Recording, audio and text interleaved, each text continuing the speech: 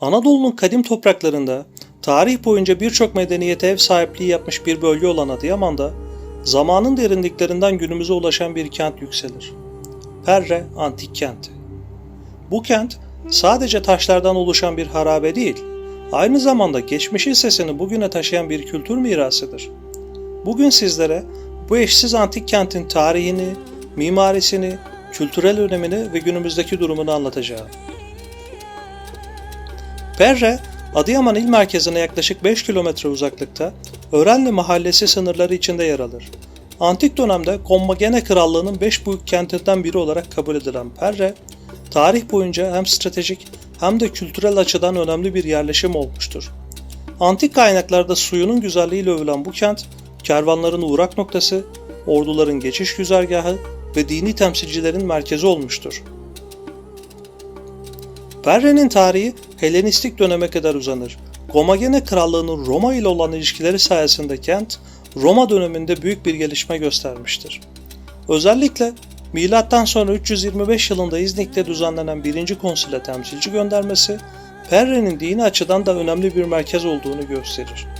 Bu durum kentin sadece ticaret ve ulaşım açısından değil, aynı zamanda inanç sistemleri bakımından da merkezi bir rol oynadığını ortaya koyar. Kentteki en dikkat çekici yapılar arasında nekropol alanı yer alır. Kayalara oyulmuş yüzlerce mezar odası, dönemin ölüm ve yaşam anlayışını gözler önüne serer. Bu mezarlar mimari açıdan oldukça etkileyicidir. Bazıları tek kişilik, bazıları ise aile mezarları şeklinde düzenlenmiştir.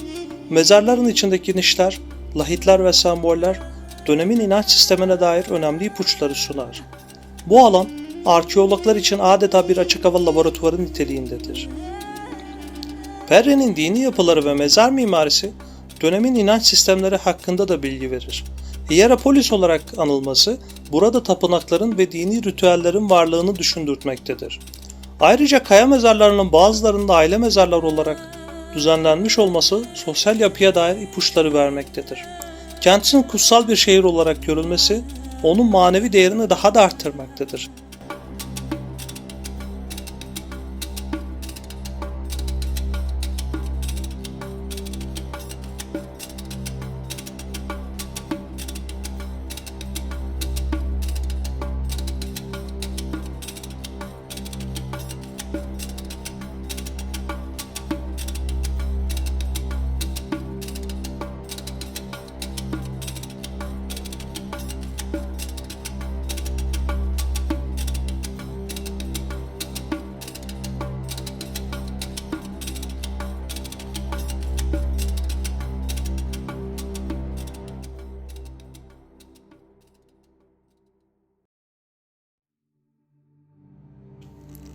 Perre'de ayrıca Roma dönemine ait su sarnıçları, antik hamam kalıntıları ve Roma çeşmesi gibi yapılar da bulunmaktadır. Özellikle Roma çeşmesi günümüzde hala aktif olarak kullanılmakta ve ziyaretçilere binlerce yıllık bir geleneği yaşatma fırsatı sunmaktadır.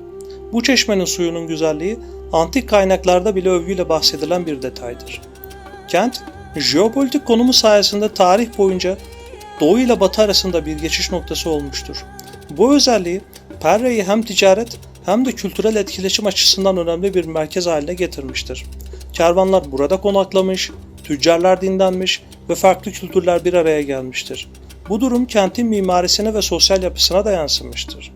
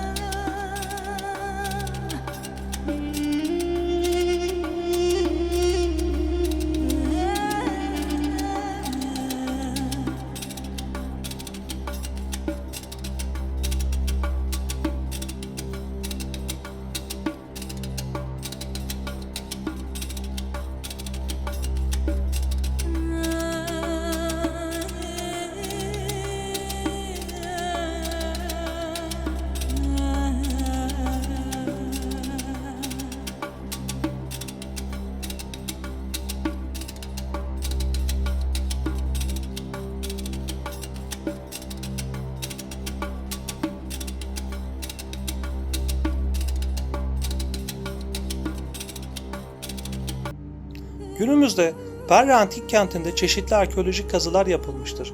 Özellikle 2009 ve 2020 yıllarında gerçekleştirilen kazı çalışmaları sayesinde birçok yapı gün yüzüne çıkarılmıştır. Bu çalışmalar kentin daha görünür hale gelmesini sağlamış ve turizm açısından değerini artırmıştır. Adıyaman İl Kültür ve Turizm Müdürlüğü'nün desteğiyle bölge, yerli ve yabancı turistlerin ilgisini çekmeye başlamıştır. Perre'yi ziyaret edenler, kaya mezarların arasında yürüyerek adeta bir zaman yolculuğuna çıkar. Özellikle gün batımında oluşan ışık oyunları fotoğrafçılar için eşsiz kareler sunar. Roma çeşmesinin serin suyundan içmek, binlerce yıllık bir geleneğe ortak olmak gibidir. Bu deneyim, ziyaretçilere sadece bir gezi değil, aynı zamanda tarihsel bir bağ kurma fırsatı sunar. Sonuç olarak Perre Antik Kenti sadece arkeolojik bir alan değil, aynı zamanda Anadolu'nun kültürel belleğidir. Tarihin, inancın, sanatın ve yaşamın iç içe geçtiği bu kent, bizlere geçmişin izlerini sürme fırsatı sunar. Her taşında bir hikaye, her mezarında bir yaşam saklıdır. Perre, sessizce ama güçlü bir şekilde bizlere şunu hatırlatır: medeniyetler geçer ama izleri kalır.